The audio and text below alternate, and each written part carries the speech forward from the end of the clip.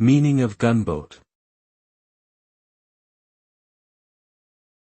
Gunboat. Gunboat. Gunboat. Gunboat.